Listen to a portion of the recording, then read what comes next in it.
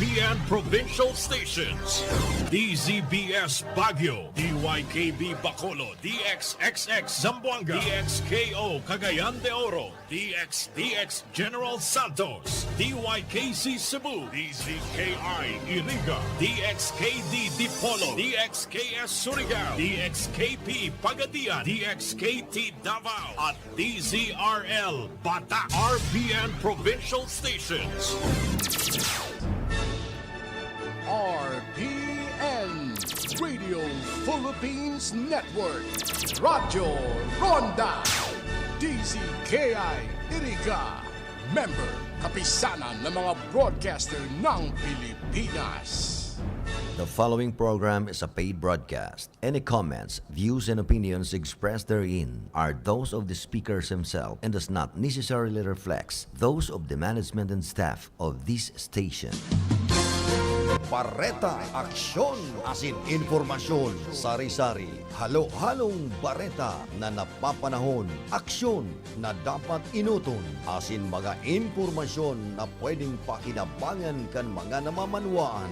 Bareta Aksyon, asin informasyon, ngunyan sa indo ng madadango kada Lunes hasta Biyernes, alas 5 hasta alas 6 ng paghahapon, digdi sana sa indong pinagkakatiwalaan na istasyon, Radyo Ronda, DZKI Iriga. Kaiba ang sa indong lingkod, Elma de Lima Gaspe.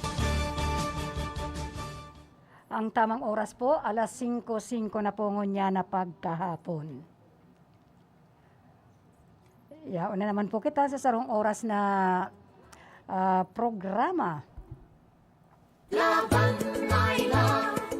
Laila de Lima, ating ibalik. Sarong oras na programa, Bareta Aksyon Asin Impormasyon.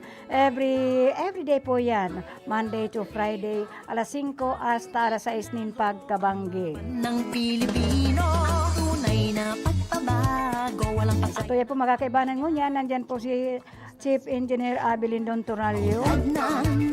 Andyan man po sa information si Rodel Cesar. siya nakapwesto. And of course, siya man po duman sa transmitter si Joanna Radivilla. And of course, siya man po si Jimmy Guanzon. At syempre, ako po ang sa indong kaibanan at kaibanan kada araw daw alas 5 hasta alas 6 ng pagkahapbanggi. May pong imbangong di si Kagawad Elma de Lima Gaspe nagsasabing good afternoon po, Diyos maray na hapon. Magandang hapon po sa inyo lahat ng mga taga-Tagalog. Ang liwanag ng bukas. And of course, good afternoon to Engineer Pat Moralio, Pablo, Pasay City. Siya, kung nais nating sumulong. Ayan, sa satuyang mga simpleng bareta at nagkakapirang bareta, bilang ng mga sasakyang pumapasok sa Naga City, inaasahang mas darami sa ilalim ng Alert Level 1. Of course, ngayon Holy Week. Red Tide Alert sa Visayas at Mindanao ay according to BIFAR. Joknos sa mga botante ng Maynila, hindi kami pamilya ng mga magnanakaw. O bakit? Ayan, ngayong Women's Month. Women's Month na po kita ngayong Marso at sana po bigyan natin ng pansin at alalahanin ang satuyang mga kababaihan since it is a Women's Month. Women's Month ako. Okay. Sa detalye ka nagkapirang bareta, bilang ng mga sasakyang pumapasok sa Naga City, inaasahang mas darami sa ilalim ng Alert Level 1. Naga City, pinaluwag pa ang restrictions kaya marami ang sasakyang maglalabas-masok lalo mga pribado. Ayan. Kaugnay nito, nagpaalala naman ang Public Safety Office sa mga driver na sundin ang batas trapiko, lalo na ang traffic lights na makikita sa mga pangunahing kalsada at sa mga central business district. Sa panayam kay PSO Executive Director Rene Gumba, sinabi nitong mahalagang maiwasan ng mga driver na magkaroon ng violation lalo na kung mai-issuehan ng citation ticket. Pwedeng kasuhan ang sino man kung babaliwalain ang in-issue nilang citation ticket bukod pa sa magiging record na ito ng sinumang violator sa Land Transportation Office. Marami pa rin kasing mga drivers ang nalalabag ang batas trapiko sa lungsod, batay pa na rin sa kanilang mga talaan. Ating ipanalo ang laban ng Pilipino. Tunay na pagbabago, walang patayan at panggagancho. Maayos na sitwasyon, Okay, red tide alert sa Visayas at Mindanao according to BIFAR. hindi China. Maraming lugar sa baybaying bahagi ng Visayas at Mindanao ang nananatiling positibo sa paralytic shellfish poison o red tide toxin na sinasabing beyond the regulatory limit o lagpas sa tinakdang limitasyon ayon sa report ng Bureau of Fisheries and Aquatic Resources. Panalo Base sa kanilang latest shellfish bulletin, sinabi ng BIFAR na lahat ng uri ng shellfish at ascetis kilala rin sa tawag na alamang na nakukulikta mula sa mga sumusunod na lugar ay hindi ligtas na kainin. bansa, tuwing Coastal waters ng Milagros, Masbate. magpasya. Fish, squid, shrimps, and crabs are safe for human consumption provided that they are fresh and washed thoroughly and internal organs such as gills and intestines are removed before cooking, pahayag ng BIFAR. Samantala, binanggit naman ng BIFAR na sa ngayon, ang coastal waters ng Bataan, kabilang na ang Maribeles, Limay, Orion, Pilar, Balanga, Hermosa, Orani, Abukay at Samal ay ligtas na at wala ng toxic o red tide. Ipanalo ang laban ng Pilipino. Tunay na pagbabago, walang patayan at Jokno sa mga botante ng Maynila, hindi kami pamilya ng mga magnanakaw. aksyon. Sa kanyang pagharap sa mga botante ng Maynila, sinabi ni human rights lawyer at senatorial candidate Jose Manuel Chel Jokno na ang opposition ticket sa pangunguna ni presidential candidate Leni Robredo ay pangangalagaan at hindi nanakawin ang pondo ng gobyerno. Hindi kami tulad ng ibang pamilya riyan na ginagamit ang pwesto sa gobyerno para mangurakot. Yan ang sabi ni senatorial candidate Jokno. Lumaban, ibalik ang hustisya kung nais na Ngayong Women's Month, Robredo na bahala sa pambabastos ng trolls sa mga anak niyang babae. Manila, Philippines. Bagamat kadalas ay hindi pinapansin ni 2022 presidential candidate at Vice Presidente Leni Robredo ang mga batikos ngayong kampanya. Aminado siyang bothered siya, lalo na't nababastos ngayon ang kanyang mga anak sa paglarga ng kanyang kandidatura. Kalimitay kasama ni Robredo sa kampanya at mga presidential debates ang kanyang mga anak na babae na sina Aika, Tricia at Jillian. Na ipinagtatanggol siya tuwing kailangan. Sa kabila nito, ikinikibit balikat lang ng mga anak niya tuwing masasabihan siya ng estubito o lutang. maayos na sitwasyon. Alam naman nila na hindi totoo yung mga kung ano-anong sinasabi. Sabi ko nga, luging-lugi sa amin yung trolls kasi hindi namin sila pinapansin. Wika ni Robredo. Webes sa Pinamalayan Oriental Mindoro, radio station sa radyo natin 105.3, minsan nababastos dahil sa mga babae yung mga anak ko.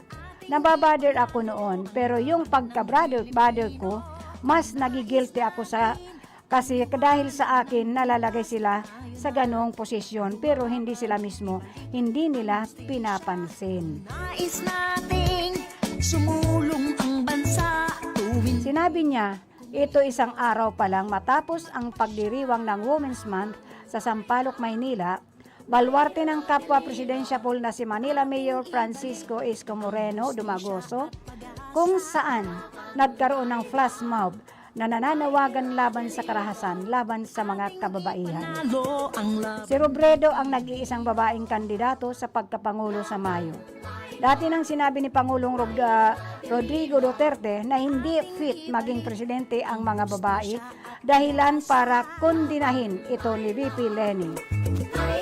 Dati nang nabatiko si Duterte na madalas makabanggaan ni Robredo sa issue ng human rights dahil sa isang misogynist statements. Gaya na lang ng utos niya noon na sa mga sundalo na barilin sa Poke ang mga babaeng miyembro ng New People's Army. Nanatili si Robredo sa ikalawang pwesto.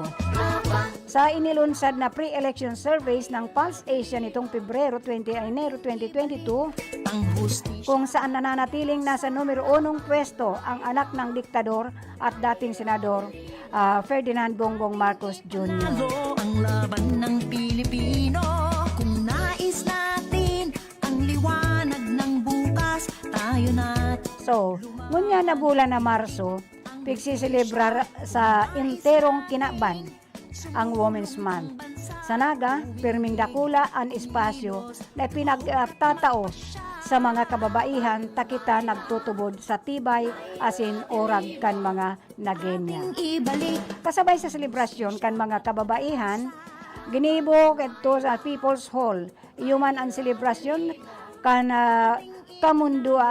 kamundagan kan sarong matibay na babae asin nagenya na si VM Nene de Asis. Sa Naga may boses ang mga kababaihan. Mapasenyor man o mapayouth, sa Naga bida ang mga kababaihan, tasinda ang ilaw kan syudad. Kababaihan sa tasinda ang ilaw ngani kan syudad. Mabuhay ang kababaihang nagenyo, mabuhay ang mga babae sa buong mundo. maulad ng nasyon, inuuna ang bansa, hindi China o ganansya. Nakapwesto sa gobyerno, dapat hindi dorobo.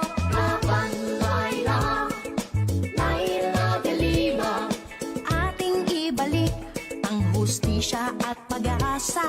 Laban, Laila, Laila de Lima, ating ipanalo ang laban ng Pilipino. Kung nais natin ang liwanag ng bukas, tayo na.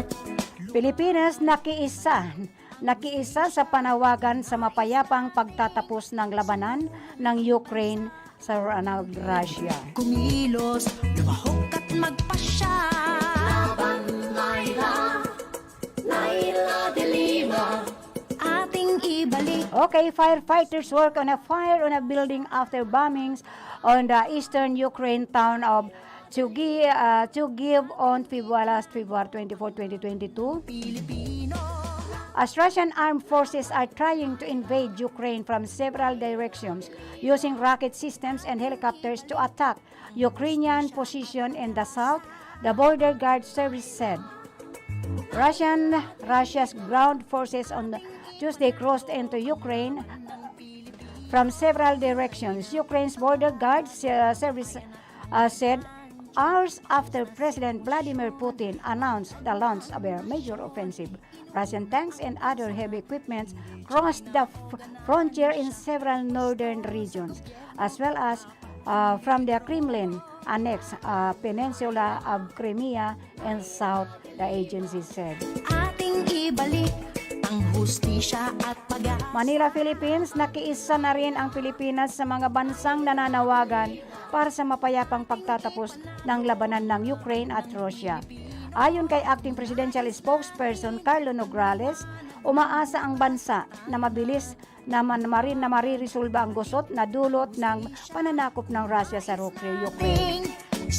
The palace joins the country and the entire world in praying for an early and peaceful resolution to the conflict in Ukraine, sabi ni Nograles. Ating ibalik ang hustisya at pag-asa. Laban, Laila, Laila de Lima, ating ipanalo ang laban ng Pilipino. Habang nasa alert level 1 na ang MMDA paigtingin na ang no contact apprehension. Paigtingin ng Metropolitan Manila Development Authority ang no contact apprehension dahil sa tila back to normal na ang daloy ng trapiko sa EDSA. Maayos na siya. Ito ay para hindi maharang ang daloy ng trapiko at maiwasan ang heavy traffic ngayong nasa alert level 1 na ang NCR ayon kay EDSA Traffic SAR Bong Nebriha.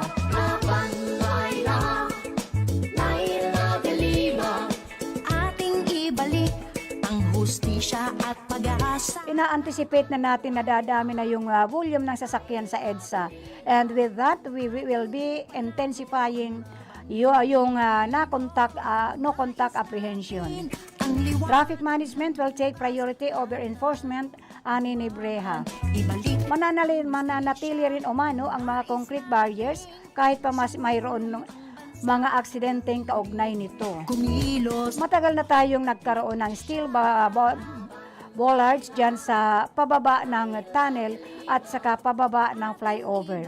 However, naubos na yan dahil binangga na ng mga sasakyan. So, we will see if we will come up with another scheme or another form of barricade na makakaprotekta sa mga commuters, ani Nebrea. Ating ibalik ang hustisya at pag-asa. Laban, Laila, Laila de Lima. Ating ipanalo ang laban ng Pilipino. Municipal administrator sa Bulacan, inambos ng riding in tandem. Maulad na Nakaligtas sa pag-aambos ang municipal administrator ng Marilao, Bulacan China o matapos pagbabarilin ng riding in tandem habang papunta sa trabaho nitong Miyerkules. Gandorobo.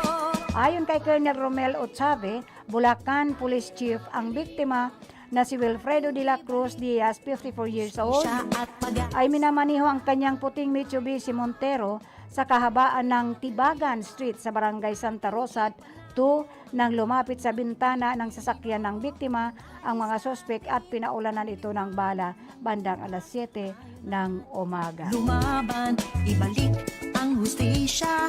Kung nais nating sumulong ang bansa, tumindig, kumilos, lumahok at magpasya.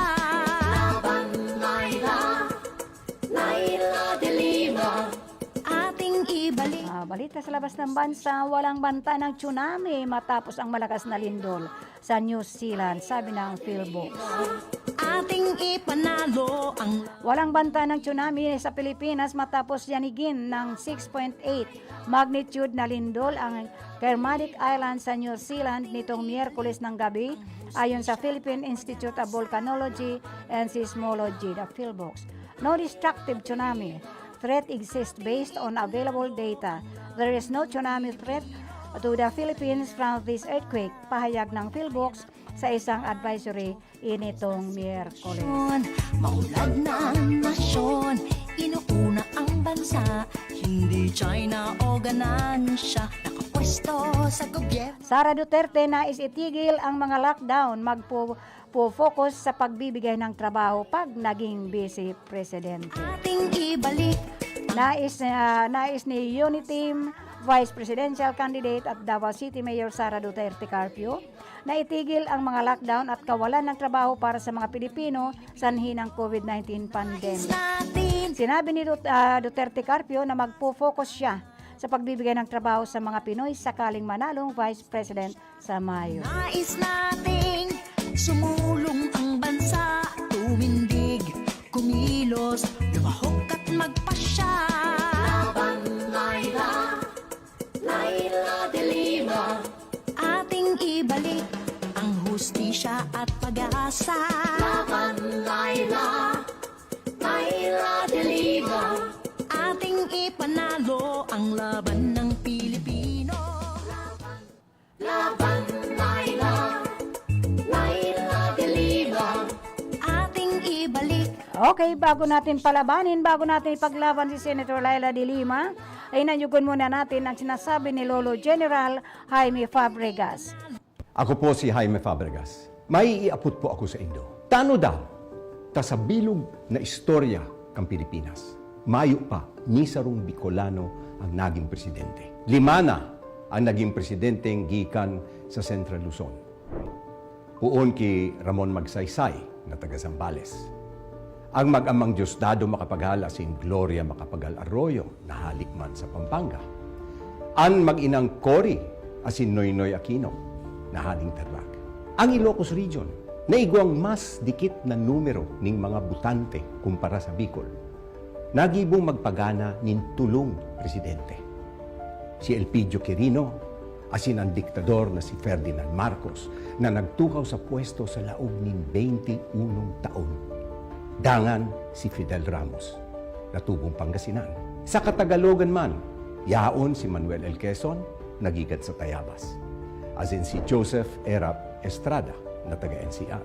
Igwaman naging presidenteng hali sa Visayas, si Manuel Rojas, dangan si Carlos Garcia. Asin ang Mindanao, nagkaigwana sa persona mismo ni Presidente Rodrigo Duterte. Ang Bicol, ang panlima sa may pinakadakol na butante sa Pilipinas. Kitaman, ang pan-apat sa pinakadakulang grupong etniko. Bakong oras na para mag-ilihir kita nin Presidente na Bicolano? Ipagmati niya to sa enterong Pilipinas, antibay, kusog, asin pusong Bicolano. Ipabisto ta sa kapwa Pilipino ang matanos na lider. Asing ipahiling ta sa enterong kinakban ang kakayahan asin sarib kan sa tuyang lahi. Bakong mauragon kita, saka ang kandidato ta ang pinakakwalipikado sa gabos ka mga nagdadalagan mo niyan. Ang pakiulay ni Lolo General sa ito gabos na mag-agda pa kita ninda mababa sa 5 pang botante na makisumaro sa satuyang katuyuan. Sa tuyang mga kahimanwa, uya na ang sunod na presidente kang Pilipinas. Deita na po palampason ang pagkakataon na ini. Ang kapangganahan ta sa Mayo, kapangganahan kan lambang Bicolano, asin Pilipino. Linalauman ko po kamo. Ayan po, nilalauman po kita kan sa tuyang pambato digdang mga Bicolano. May pong iba kundi sa tuyang VP Leni Robredo. Hustisya at pag-aaral. Ipaglaban natin siya, sabi nga ni Lolo General, pang-4 kita, pang-5 sa pinakadakol na botante. At saka panindugan ta po ang salita sa atin na uragon. Dapat tapa sa pagkauragon ta, tabangan ta ang sa tuyang very own VP Leni Robredo na mailuklok na presidente sa susunod na administrasyon. Tanganing pang pagkauragon ta, ipahiling ta. Yan po ang nilalauman, yan ang pagkakataon. Nagkaroon na tayo ng pagkakataon nung panahon ni Rocco. Now, sana po, panindugan ta na ang pagkabicolano ta, na Bicolano ang masunod na presidente sa katauhan po ni VP Leni Robredo. Ang programa pong ini hatod po sa Endo kan principal sponsor na si Susan Soundborn, Senator Laila de Lima, Kagawad Melnandada Robles Morallo, Butchokoy Rex Oliva, Rodolfo Jeff J. Poitino, and of course kan Cheryl Beauty Salon and Mama Betty's Farm, Lazarus Bar and Water Refilling, and Saranghi Motor Parts and Services. And of course, kan Masuso Spring Resort. Ayan po, kan yung mga papataw-pataw ngunya na tag-inita po, dyan na lang po kayo sa Masuso Spring Resort kasi dyan, kahit pa ilang swimming pool lang yaon dyan, it is free-flowing po. Kaya mayo po dyan na makuka na kung anumang mga marumi or what, dahil it is a free-flowing swimming pool.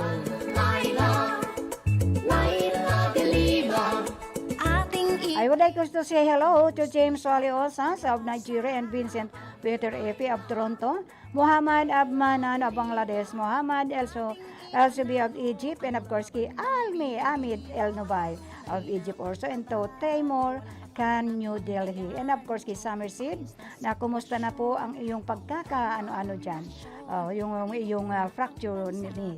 And of course to my new friend Aquino Luciano Suero, and of course ki Victor Walter Frederick, and of course Kiosman Khan.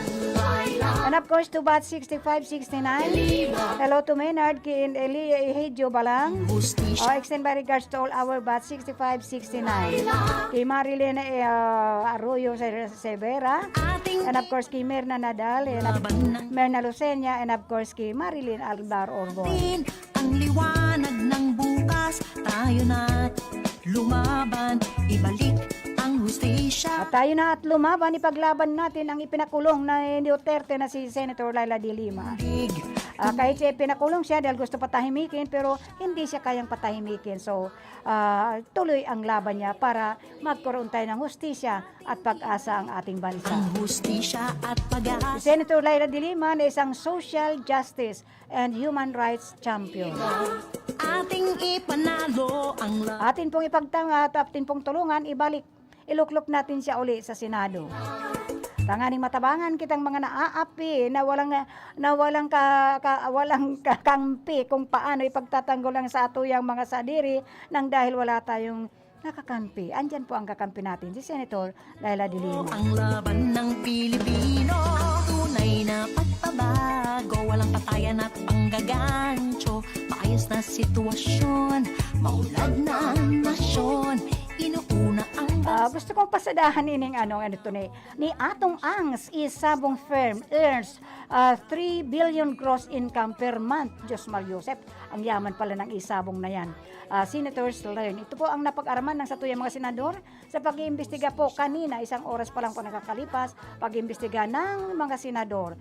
Just imagine, earns 3 billion gross income per month. Ayan. ng Pilipino, kung nais natin ang Okay, businessman Charlie Atong Ang Chuhay ay attends the hybrid hearing of the Senate Public Order Committee on ngayon. 1 oras pa lang nakakalipas ito. magpasya. So Manila, Philippines, the government generates 640 million revenue from isabong operations in the country per month. Pittance compared to the 3 billion gross monthly income being earned by the online sabong firm of gaming consultant Atong Ang. This came out during the hearing of Friday of the Senate Public Order Committee, which had Ang as a resource person in connection with the disappearance of 31 cockfight aficionados recently. Ayan at panggagancho, maayos na sitwasyon. Ang was asked by Senate Minority Leader Franklin Drilon regarding the amount of bets coming in his company's daily operations. Gobyerno, dapat hindi According to Ang, daily bets total to an average of 1 billion or 2 billion, more or less 60 billion po a month. at pag-asa. He added, of this 60 billion worth of monthly bets, Ang said they get 5% of 3 billion a month. Nais natin Ang ang noted that their agents get 2 to 2.5 billion from this. ang hustisya. 1.5 billion ang matitira. 1% ang expenses, more or less nasa mga 900 million. At magpasya. 800 million matitira sa isang buwan. 1.5 billion is left. 1% goes to our expenses. Pag-asa. This will leave us more or less 900 million, 800 to 800 Ang million. laban ng Pilipino. In contrast with Philippine Amusement and Gaming Corporation, which is the PAGCOR, Chairman and Chief Executive Officer Andrea Domingo Pag-asa. told senators that revenues from isabong operations in the country totaled 640 million per month since January this year. Walang patayan at Kung 3 billion ang kinikita ng Lucky 8, baka po payat ang 600 million to 640 million na sinasabi ng PAGCOR na kanilang income dito sa isabong. Drilon pointed out. If Lucky 8 earns 3 billion, the 600 millions or 640 millions that PAGCOR is saying it earns is but a pittance. panalo ang laban. Uulitin ko lang, 3 billion per month even assuming that you incur expenses on this 640 million per month of revenue by PAGCOR is a pittance is very small compared to the gross income of Lucky 8, he added. At magpasya. Ang sabi niya, I repeat, 3 billion per month, even assuming that you incur expenses on this. 640 million per month of revenue earned by PAGCOR is a pittance, is very small compared to the gross income of Lucky 8. The Senate Public Order and Dangerous Drugs Committee has resumed its investigation into the disappearance of 34 persons allegedly involved in a Sabong game fixing from April 2021 to January this year. Tunay na pagbabago, walang patayan at After the hearing last week, 23 senators signed a Senate resolution calling on Malacanang and PAGCOR to suspend the Sabong operations until the disappearance have been resolved. robo. Laban, Laila, Laila de Lima. Ating ibalik ang hustisya at pag-asa. Laban, Laila. Okay, laban Laila, lalaban at lalaban tayo. Ating ipanalo ang laban ng Pilipino. Kung nais natin ang liwanag ng bukas, tayo na't lumaban, ibalik. Okay, ripasuhin nga natin itong mga ginawaan na itong mga Republic Act na ang author po ay ang sa ating very own Senator Laila de Lima. Ripasuhin po natin ito. Itong Republic Act, yung sa 4-piece po, ayan, Republic Act 11310, which is the 4-piece. Kinanyugunta po. In fairness for those who are mga beneficiaries ng 4-piece na wala pong kaalam-alam kung sino ang author o kung si isa ang principal sponsors kaining 4-piece na ini. Ang ating kapangyarihan ay para sa mga walang kapangyarihan. Salamat, Senator Laila de Lima, sa pagpasa ng batas sa 4-piece. May laban kami sa gutom at sakit. Kasama mo kami sa laban mo, Senator Laila. Yan si Senador Laila. Kahit ginipit at ipinakulong, nagtatrabaho, lumalaban. Ibalik ang hustisya. Ayan po, ibalik ang hustisya. Bago tayo magbalik, engineer, mag-commercial muna tayo. Bago tayo magbalik ng Senator Laila de Lima na paglaban, ibalik sa Senado. Ating ibalik ang hustisya at pag-asa. Laban, Laila, Laila de Lima. Ating ipanalo ang laban ng Pilipino. Tunay na pagbabago, walang patayan at panggagancho. Maayos na sitwasyon, maunlad na nasyon. Inuuna ang bansa, hindi China o ganansya. Nakapwesto sa gobyerno. This time check is brought to you by Senator Laila de Lima. Ang oras na ini, dara po sa Indukan Losenya Electrical Supply para po sa madikalidad na electrical product. Day po kalingawan, Losenya Electrical Supply. Losenya Electrical Supply, madaling makukuha, aranisa na sa Barangay Holcan, San Francisco, Iriga City. On and managed by Engineer Meneleo Losenya. Ang oras na yan, atod sa Indo ni Mr. Julio Victor Marlo Sigera, President, Sigera Technological Colleges, Irigan City. Para sa edukasyon di kalidad, Sigera Technological Colleges. Ang porsyon na ini hatod sa Indo ni Kagawad Melnan Robles Moralio. Basta kidaday, hayahay ang buhay.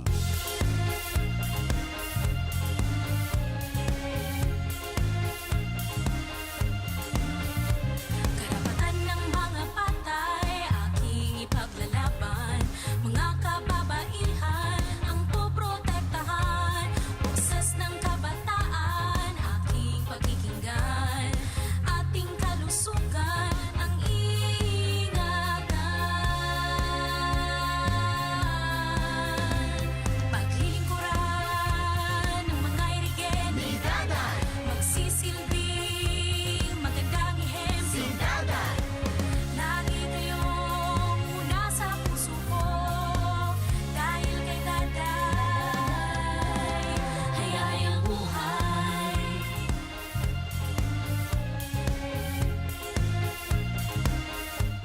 A first on radio, DZKI Iriga welcomes CNN Philippines to bring you the latest News you can use, news you can trust. Listen to Newsnight, weekdays, 6 p.m.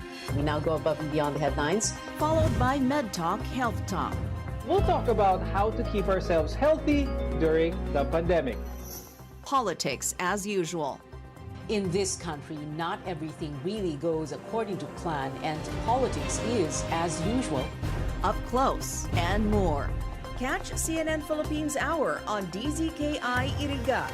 Weekdays, 6 to 7 p.m.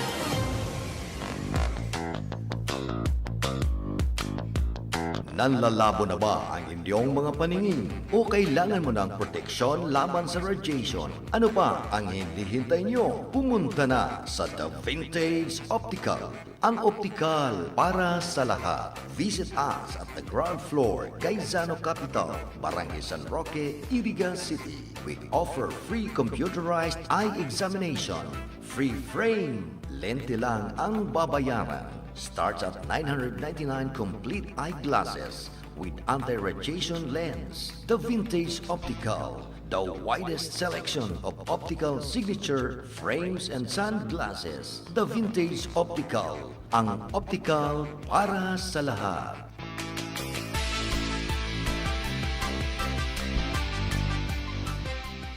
Saro sa mga kumonahelang kan mga senior citizen ngunyan, iyo an katarata. Pagigwakan katarata, malabo ang paghiling mo, taigwang puting layer na nakatakop sa mata mo. Kaya lang, mahal magpa-opera ning katarata. An iBerry, an epektibong bulong sa katarata, asin iba pang kamatean sa panlalabo kan mga mata. An iBerry, igwang bilberry, asin ini gibo sa Amerika. Epektibo man an iBerry sa glaucoma, pterygium, astigmatism, pamumula, pagluluha, gatol, asin makulog ang mata dahil sa sobrang paggamit kan cellphone asin computer. An iBerry mababakal sa Mercury Drug, St. Joseph, Watson's, asin sa indong suking butika. Mahalagang paalala, ang iBerry ay hindi gamot at hindi dapat gamiting panggamot sa anumang uri ng sakit. Aram daw nindo kung taano importante ang kidney sa satuyang lawas. Ini ang nagsasara kan mga ati asin toxins sa satuyang dugo. Kung maraot ang satuyang kidney asin dai magfunksyonin tama, posible magkahelang kita asin magkaigwanin manlain-lain na kailangan. Arog kan panluluya, kulang sa turog, difisil na pag-ihi, gatok na kasukasuan, pagkaribong asin difisil na paghangos. Tanganing makalikay sa helang sa kidney, ang solusyon dyan, iyoan Kidney Care. Ang Kidney Care, produktong gibo pa sa Amerika. Asin may sangkap na vitamins asin minerals na nagpapakusog kan sa tuyang kidney. Ang Kidney Care, katabang man sa padagos na sirkulasyon asin paglinig kan toxin sa lawas ta. Kuplita mahal na marhay ang magpa-dialysis asin magpa-opera sa kidney stones, kaya alikayan ang kidney stones, UTI, dialysis asin kidney failure. That's why you really care. Always take care of your kidney with Kidney Care. Ang Kidney Care mababakal sa Mercury Drug, Watson's, South Star Drug, Rose Pharmacy asin mga nangingenot na drugstores nationwide. Ang Kidney Care hindi gamot at hindi dapat gamiting panggamot sa anumang uri ng sakit.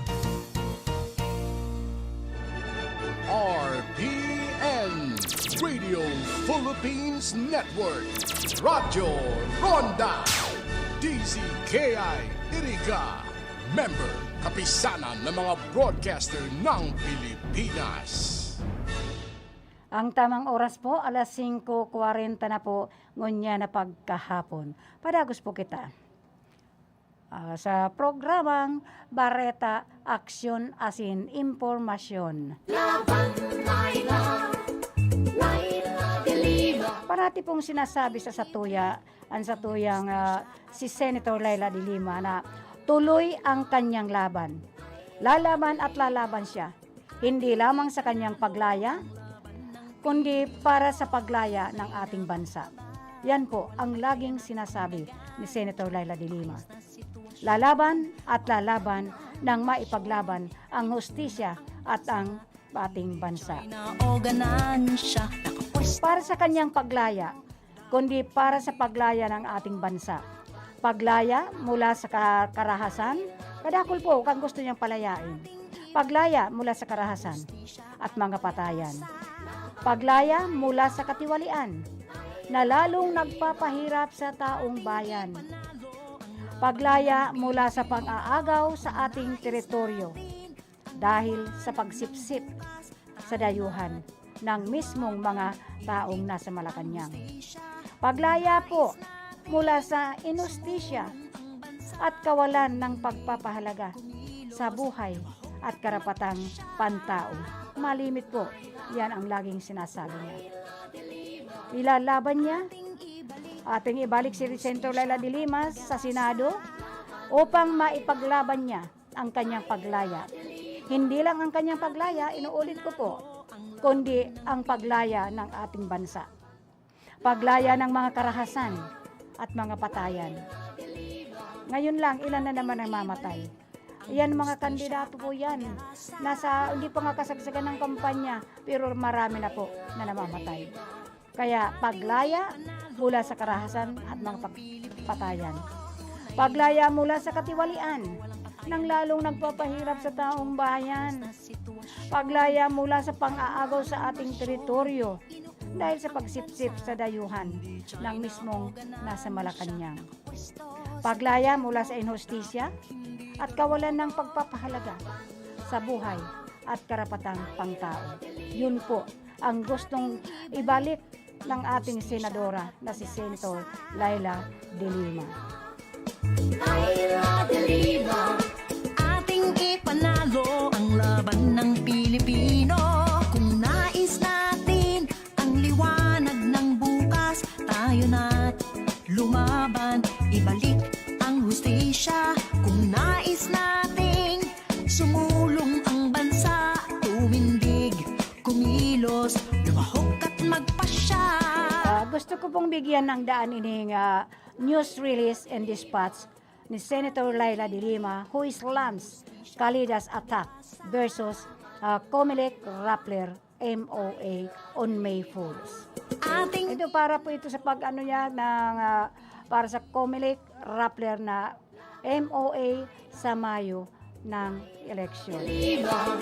Ating ibalik ang hustisya at Re-electionist Senator Laila M. de Lima slammed Solicitor General Jose Calida for bullying the Commission on Elections, which is the COMELEC, into rescinding the Memorandum of Agreement, which is the MOA, between the full body and online news site Rappler on providing election-related information on the May 2022 polls. Senator Laila de Lima, a former election lawyer, maintained, pakinggan natin po, Senator Laila de Lima, dati po siyang election lawyer, maintained that Kalida's attacks against Comelec and Rappler's MOA is baseless, lamenting how the latter has taken a page from Russian President Vladimir Putin's book and resorted to attacking Comelec and Rappler. Of course, Calida is the last person we expect to be objective when it comes to Rappler. The Duterte administration is well known for its attempts to shut down Rappler for being critical of the government and its policies, especially its reporting on Duterte's rule in the Davao Death Squad. Yan po ang sabi ni Senator Laila de Lima na naging dahilan ng kanyang pagkakakulong. Ito po yun, pinakang dahilan, yung pagkakatuklas ni Senator Laila de Lima sa AJK na pinamumunuan ng ating presidente. Calida and his boss are still waging their war against Rappler up to now, even as the time of the Davao Mafia and power begins to shorten by the day. They are the last desperate acts, a regime whose time is about to run out. Yan po ang sabi ni Senator Laila de Lima. The COMELEC recently announced that it entered into a partnership with Rappler on voter engagement and fighting disinformation in relation to the 2022 national and local elections.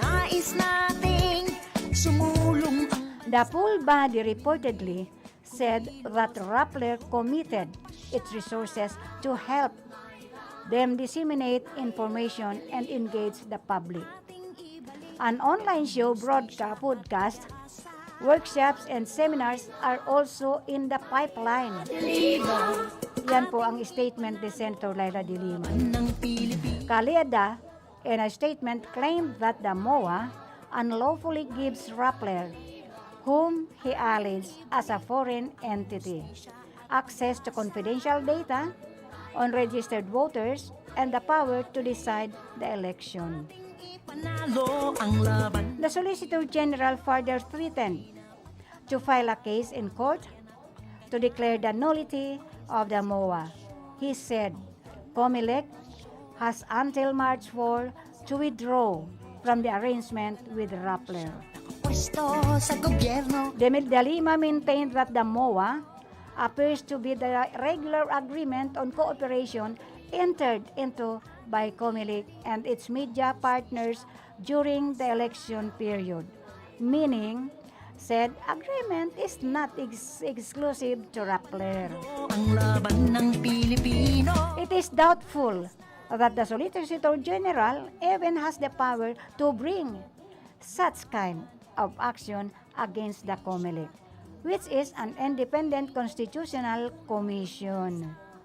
It is definitely supposed to be independent of Malacanang and cannot be told to do the latter's bidding, especially if it amounts to favoring a candidate in the elections. Yan ang sabi ni Senator De Lima. Senator Laila De Lima said she is confident that Caleda's attempt to bring the case into court will only be futile. There is no basis for Caleda's tirades on the COMELEC Rappler MOA. She considered confident that even if brought to the Supreme Court, Caleda's case will just be thrown out like the piece of garbage that it is. Yun po ang sabi ni Senator Laila De Lima. Dapat hindi drobo. Laban Laila, Laila De Lima. Ating ibalik ang hustisya at pag-asa. Laban Laila, Laila De Lima. Ating ipanalo ang laban ng Pilipino. Kung nais natin ang liwanag ng bukas, tayo na't lumaban, ibalik ang hustisya.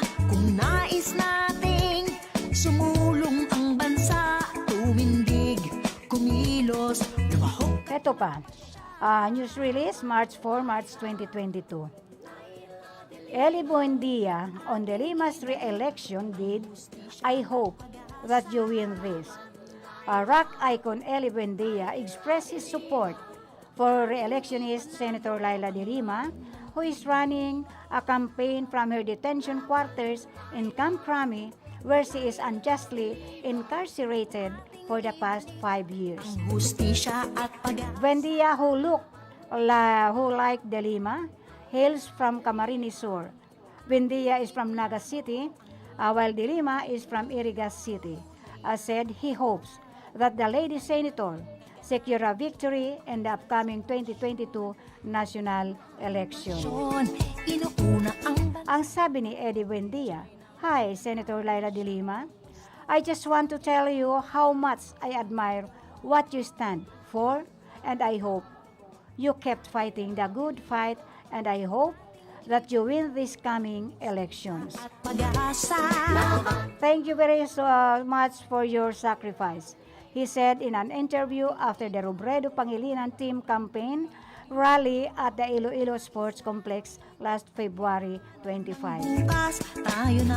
Buendia took the stage and performed a set of Eraserheads classics during the Grand Rally in Iloilo City. Also present in the event were the senatorial candidates under the Pangilinan Robredo ticket. Senator Laila De Lima was represented by one of her legal counsels and spokesperson, Attorney Dino De Leon. Senator Laila de Lima, who learned about Buendia's message through a transcript sent by her staff, said she appreciates the singer's kind and encouraging words for her. Ang sabi ni Senator de Lima, "Thank you so much for your heartwarming show of support." Eli, maraming salamat sa pagbabahagi ng oras, talento at musika. Hindi lamang para sa mapasaya ang ating mga kababayan, kundi para samahan at bigyan sila ng higit na lakas at pag-asa para sa gobyernong tapat at makatarungang bukas. Yan po ang sabi ni Senator Laila de Lima. Laila de Lima, ating ibalik ang hustisya at pag-asa. Laban, Laila, Laila de Lima, ating ipanalo ang laban ng... Okay, hinanyugon ta pa ining mensahe na ini sa bilangguan kung ano ang ginagawa, kung ano ang nangyayari sa bilangguan ni Senator Laila de Lima, which is ang kanyang house detention house. Ayan po. Hinanyugon po niya to.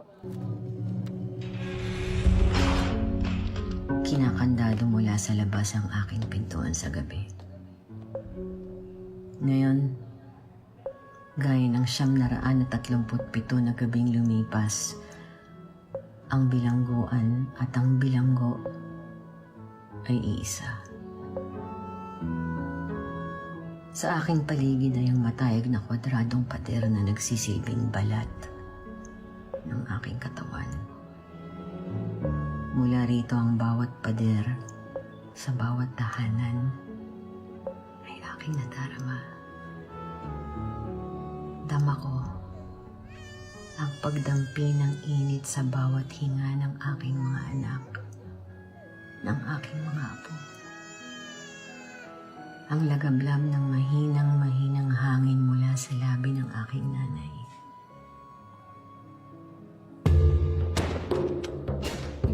Dama ko ang pagtama ng mga bala sa marka ng mga nag-iinsahing mga pulis sa loob ng kampo. Dama ko ang pagtagos ng mga bala sa trapal ng kampungan ng mga pagod na magsasaka. Dama ko ang pagbaon ng bala sa dingding ng tahanan ng mga maralita matapos nitong kitilin ng nagmamakaawan nilang kalamnan. Dama ko ang pagkaskas ng tisa sa pasilin ng ibang kulungan ng kapwa inosenteng hinuli. Nagaya ko ay nagbibilang ng tila walang hanggang mga gabi sa pigitan.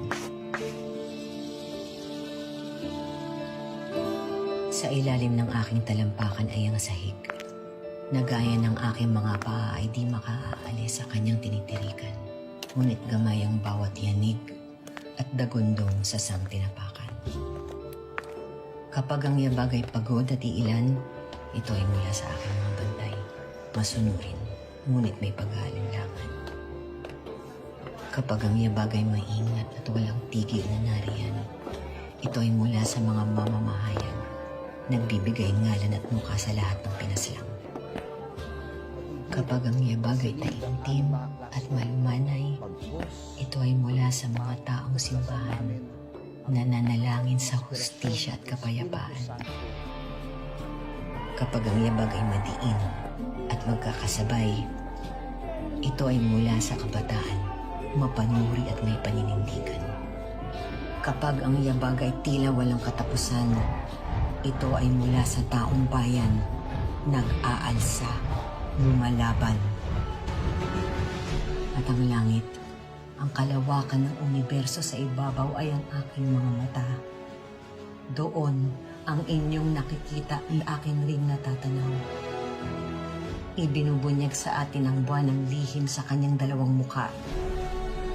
Ang katotohanan ay laging lilitaw, walang kasinungalingang hindi nabubunyag. Isinasalaysay sa atin ng mga tala ang saysay ng kasaysayan. Ipinapaalala na ang tadhana ay nasa ating paglikha. Tanaw natin ang bukang liwayway na lilipol sa karimlan.